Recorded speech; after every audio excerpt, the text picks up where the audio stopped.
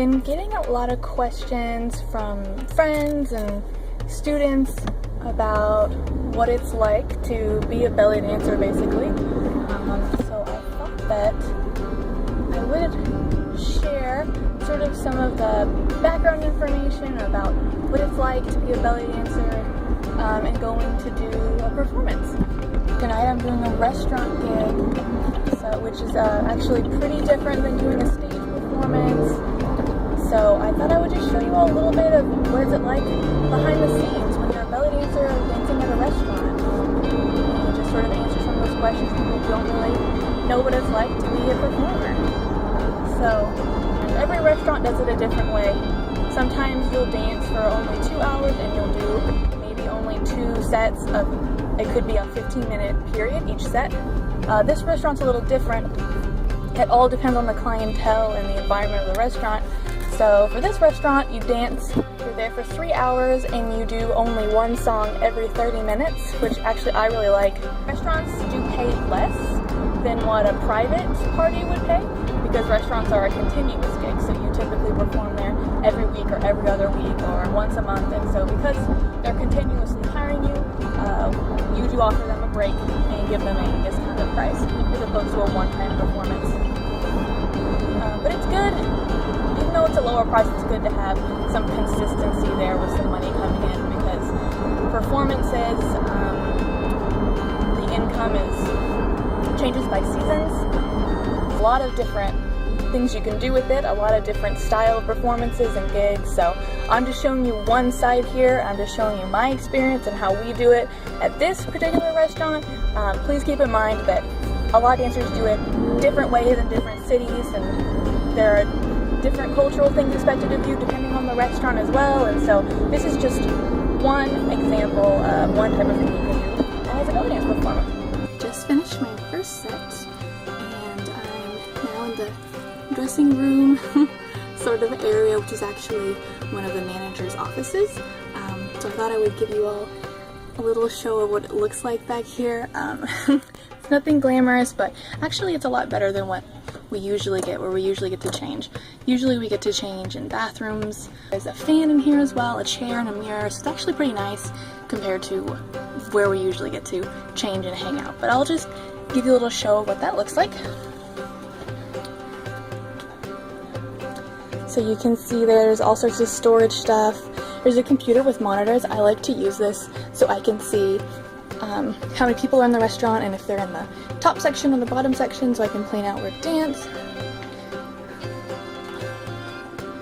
So anyways, that's the full view of our glamorous dressing room here at the restaurant. So I'm just going to be hanging out here until my next set. Like I said, I perform once every 30 minutes, so for about 15-20 more minutes to wait before I do another song.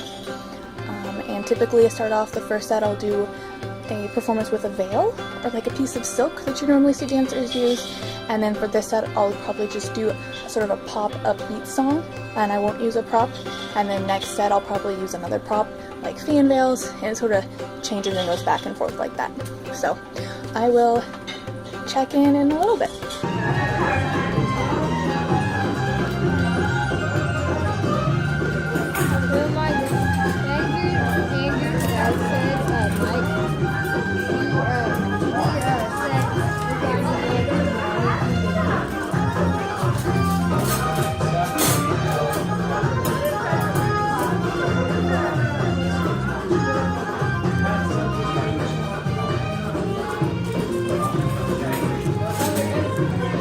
So I just got done with my second performance, and there was a couple new tables this time. There was one of our big tables was filled up with a family that had 2 little boys, and it was a really fun table. The boys and the girls were laughing, and the little boys actually tipped me a lot, which was really fun. They weren't scared at all to tip, and they were giggling the whole time. So I just wanted to talk about that and how much fun this set was, and totally different from the first set. Because the first set, I went out and there was some older couples, which usually is how it is early in the evening, there are older couples there, which are really nice, and they'll smile, but they won't interact very much, which is totally fine. Everyone enjoys the show in their own way. And then for this set, we have some kids, and kids are the best for belly dancing. They're not scared, you know, they're not shy about it. They'll get up and dance with you, they'll laugh with you, so it was really fun. So I just wanted to talk about tips. I get a lot of questions about tipping, and people want to know, is it okay to tip? And yes, usually most belly dancers will accept tips, and it is a compliment. Really, most of them, it is considered a compliment to tip the dancer. Everybody has different rules, so I will accept tips in my armbands. If I'm wearing them, I will accept them on the sides of the hip, and I will accept them in this strap right here. I do not take tips in this chest section. I will not take tips in the front either. Some dancers will only take tips in a tip jar or like a basket, and they'll sometimes carry it top of their head, which can be really cute and really fun. And then some people won't take tips at all. So usually I can say that most dancers will take tips in the sides of the hips. That's pretty safe. We just appreciate a tip. If you're enjoying the show, you're having fun, you want to tip the dancer, then it's great. If not, that's fine too. I actually had one person didn't have any cash on them, and they offered to buy me a drink. I didn't actually take them up on it because I have to drive home, but I thought it was really funny that they were like, "I'll buy you a glass of wine, but I don't have any money." So that was pretty sweet of them. So I just thought I would check in and give you an update on how that set went. Really fun. So that's it for this behind the scenes look at belly dancing in a restaurant. I'll try to get more footage from other venues and other events so you can learn more about belly dance. Thanks for watching.